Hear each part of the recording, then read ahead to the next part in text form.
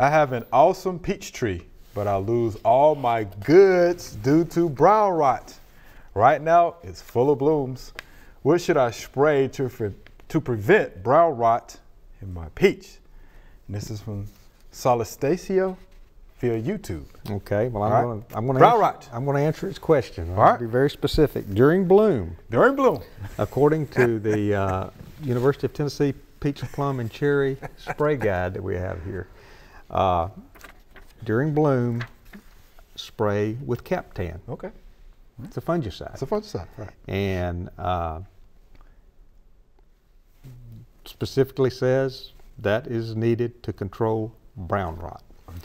And then when most of the petals have fallen off, not all of them, but when most of the petals have fallen off, again with Captan or sulfur or chlorothalonil.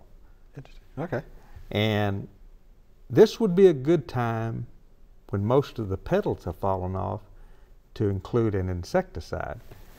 Because if you do a really, really good job of controlling brown rot and you do not include an insecticide in your application, I know what you're about to say. You're going to make real nice, healthy peaches for the plum curculio to feed on. I knew that was coming. And so after all the petals have fallen off, include malathion in your spray mix, and that will protect you from the plum curculio.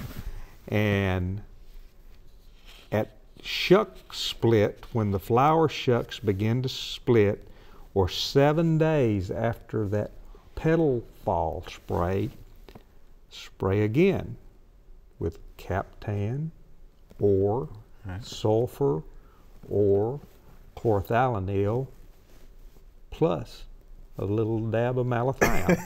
So one of those, not all three of those fungicides, but one of those fungicides plus malathion. Right. And after that, every 10 to 14 days, spray with Captan or sulfur plus a little shot of malathion. They took the chlorothalonil out after that with your regular cover spray. Okay. And you continue that until 2 to 3 weeks before those peaches are ripe. Oh, goodness. And 2 to 3 weeks before they're ripe, spray again with Captan plus thiophanate methyl, Immunox, or propiconazole. Critical sprays for brown rot control. And that's 2 to 3 weeks before harvest. Oh, and that will, then you ought to be able to pick some clean fruit. If it's the rain washes off one of these applications, come back and do it again.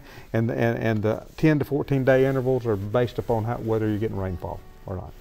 But if you do that, you should have some nice, fresh,